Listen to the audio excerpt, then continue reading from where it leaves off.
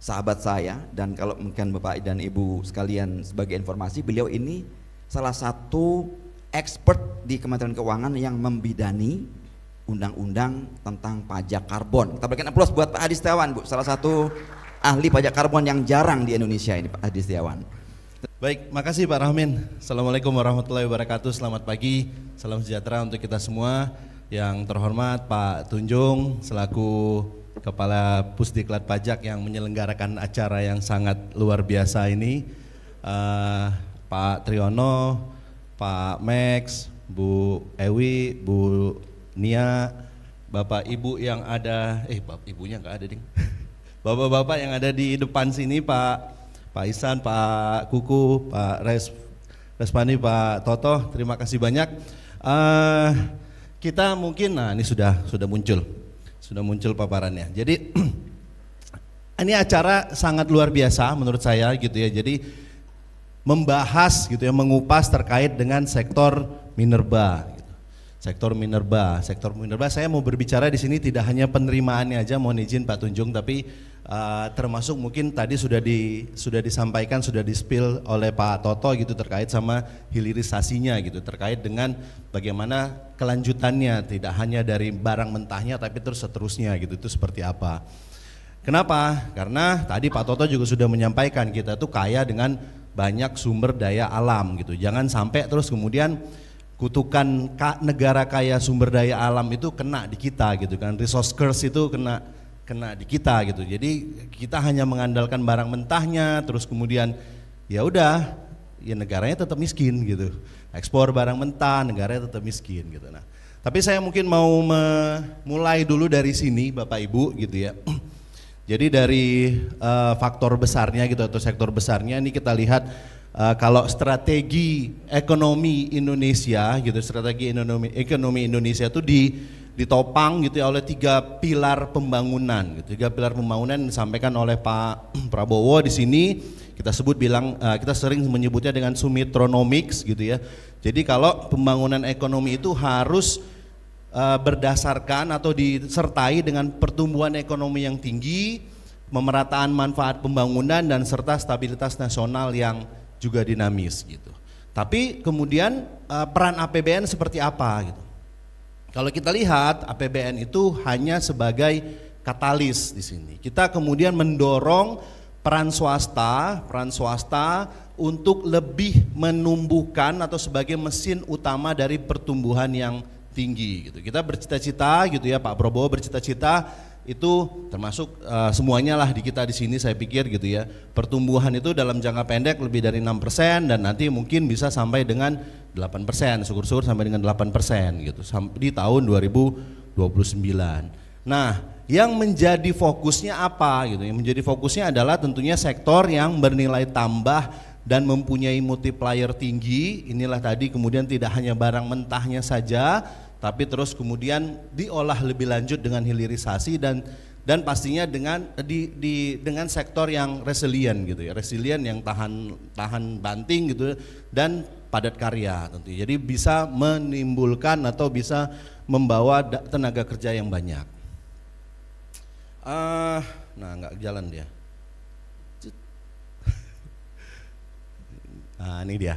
Nah kalau APBN bagaimana gitu ya, ini saya singgung sedikit dengan terkait sama APBN tahun 2026 gitu. Kita di APBN tahun 2026 tahun depan itu kita tetap ekspansif, pertumbuhan APBN kita bikin secara ekspansif, tapi tentunya dengan defisit yang tetap terkendali. Defisit kita jaga di 2,68%. Terus kemudian belanjanya itu ada 3.843 triliun Bapak Ibu. Itu tentunya fokusnya ke 8 agenda prioritasnya Presiden dan serta pasti dengan sinergi dari dan antara untuk kenapa? Untuk investasi yang lebih produktif. Dari sisi pendapatan negara nanti di sini ada Pak Isan, Pak Kuku, terus kemudian ada dari Kepabeanan gitu ya. Itu kita menargetkan 3.154 triliun. Ini diharapkan bisa dicapai dengan optimalisasi pendapatan, tapi tentunya dengan tidak meninggalkan daya saing iklim investasi atau iklim usaha kita. Nah, ini kita masuk ke hilirisasinya. Hilirisasi untuk peningkatan nilai tambah perekonomian. Kita mulai dari sini, dari asta-citanya Presiden dan Wakil Presiden untuk menuju Indonesia Emas tahun 2045.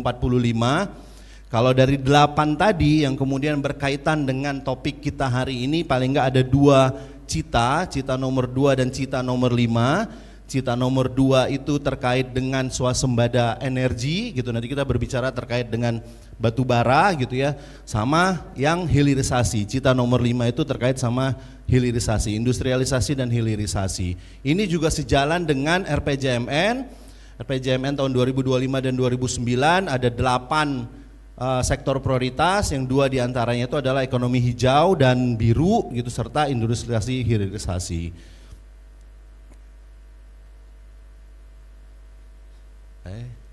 Terusan dia. Kita lihat peta jalannya, peta jalan hilirisasi seperti apa gitu ya. Tadi mungkin sudah disampaikan juga oleh Pak Toto gitu ya, kalau kita tuh kaya dengan sumber daya alam gitu. Kalau yang sebelah kiri ini Bapak Ibu lihat, yang sebelah kiri ini Minerba itu nomor 1 di dunia itu untuk nikel, kemudian timah nomor 2, batu bara tadi nomor 7 di dunia, bauksit nomor 4 gitu ya, terus kemudian aspal itu kita juga nomor 3 di dunia. Jadi kita benar-benar kaya akan sumber daya alam. Ini yang kemudian kalau saya mengutip ini dari BKPM gitu ya, ini kemudian yang kita coba untuk dihilirisasi, kita olah lebih lanjut, itu diharapkan sampai dengan tahun 2040 nanti itu akan menghasilkan investasi lebih dari 600 miliar dolar, yang 80-90%-nya itu disumbang oleh sektor minerba, yang hampir 500 miliar dolar itu investasinya. Nilai tambahnya kita lihat di situ 636 miliar dolar hingga tahun 2040. Nah, inilah yang kemudian kita harapkan atau kita dorong untuk menuju ke sini gitu, tidak hanya di barang mentahnya tapi sudah lebih ke hilirisasinya atau lebih ke industrinya. Nah, ini kalau kita lihat contoh paling bawah, mungkin Bapak Ibu bisa lihat di sini dari nikel gitu ya. Dari nikel itu nilai tambahnya seberapa besar sih sebetulnya gitu. Nikel kalau kita hanya melihat dari ore-nya aja, terus kemudian ke yang sekarang sudah diproduksi oleh Indonesia, ferronikel, terus kemudian NPI, itu cuma 4-5 kali lipat value added-nya atau nilai tambahnya. Tapi kalau itu bisa kita olah sampai kemudian menjadi baterai gitu ya, baterai mobil listrik, itu sampai 175 kali lipat, bayangkan gitu. Jadi 175 lipat dari ore yang dulu kita hanya ekspor ore-nya atau barang mentahnya, itu bisa sampai 175 kali lipat nilai tambahnya kalau dia sudah menjadi baterai atau baterai mobil listrik gitu ya. Itu tapi tidak hanya untuk nikel, itu contoh nikel. Yang lain juga seperti itu gitu ya. Jadi kalau misalnya kayak tembaga gitu. Tembaga zaman dulu mungkin kita masih mengekspor ore-nya. Terus kemudian dilarang gitu ya, sudah lama dilarang. Terus kemudian kita mengekspor konsentrat, lebih hilir daripada ore-nya tadi, konsentrat tembaga. Sekarang itu juga sudah kita larang. Tadi Pak Toto menyebutkan kalau konsentrat tembaga juga sudah dilarang. Kita harapkan itu lebih ke hilir lagi. Nah, hal yang sama gitu ya, hal yang sama itu tadi dengan hilirisasi, roadmap hilirisasi tadi itu yang coba dilakukan oleh pemerintah gitu. Jadi tidak hanya tembaga yang sudah duluan, nanti nikel juga seperti itu. Saya harapkan nanti mungkin Pak Toto bisa juga melarang ekspornya, atau ini di tempatnya perindustrian ya, saya nggak tahu, mungkin di tempatnya perindustrian melarang atau ferronikel gitu ya, atau mungkin paling nggak dikenakan tambahan beban buat mereka misalnya dengan biaya keluar gitu, biaya keluar untuk NPI, untuk ferronikel, nah seperti itu, untuk kemudian mereka lebih ngolah lagi ke hilir lagi sampai suatu saat mungkin kita harapkan menjadi baterai mobil listrik.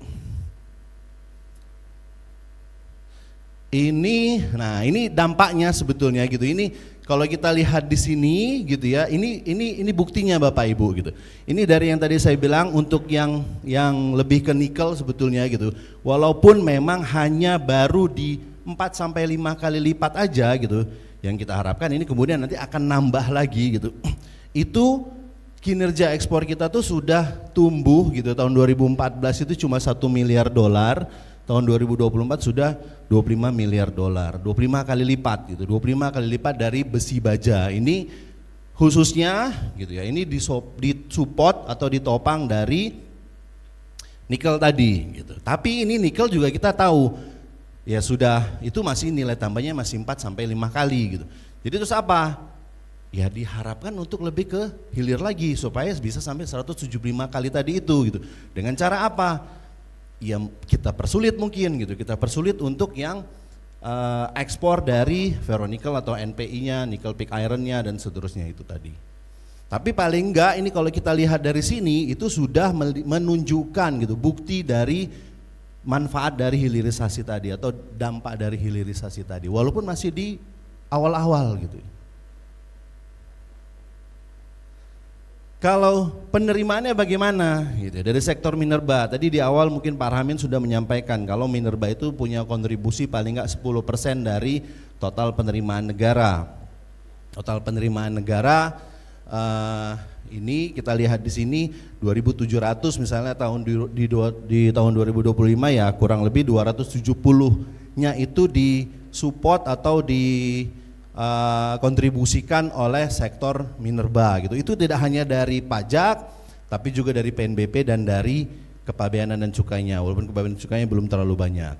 Nah ini gitu kalau kita lihat memang ini berfluktuasi gitu ya, dan tapi kondisinya cenderung turun 2023, 2024, 2025 itu trennya cenderung turun gitu ya. Kenapa? Karena memang harga gitu ya dimoderasi juga oleh harga. Tapi kalau kita lihat kemudian lanjutannya untuk yang pengolahan ini trennya masih stabil gitu ya, kita lihat masih stabil. Kenapa? Karena memang di awal-awal ini kita masih memberikan insentif. Kita masih memberikan insentif supaya apa? Supaya mendorong pengolahan dari ore tadi gitu ya, dari barang mentah tadi untuk kemudian menjadi tes. Nah, udah bisa.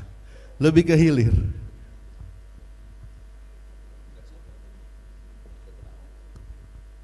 Lebih ke hilir gitu ya. Kita memberikan belanja perpajakannya di sini kalau dilihat memang untuk pertambangan itu kecil gitu ya. Ini dalam triliun rupiah. Hanya 3 triliun, sekitar 3 triliun di tahun 2025, tapi kalau kita lihat kemudian untuk pengolahan logam dasarnya itu sampai 6 triliun.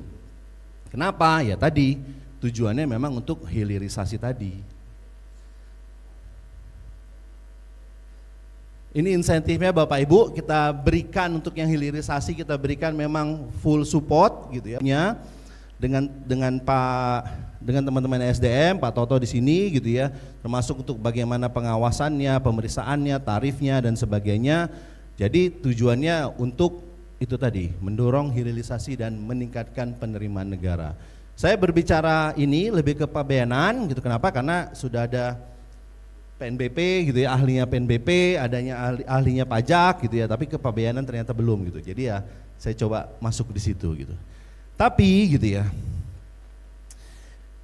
pengenaannya seperti apa gitu, pengenaannya seperti apa untuk yang tadi batu bara tadi. Kita tahu batu bara ini masih menjadi tulang punggung untuk listrik gitu ya, untuk listrik kita, untuk listrik Indonesia, listrik nasional. Kenapa? Karena dia yang base load paling bagus gitu ya. Terus kemudian ya harganya juga masih tidak terlalu mahal gitu, karena memang ada subsidi juga di hulu gitu, ada subsidi juga di hulu.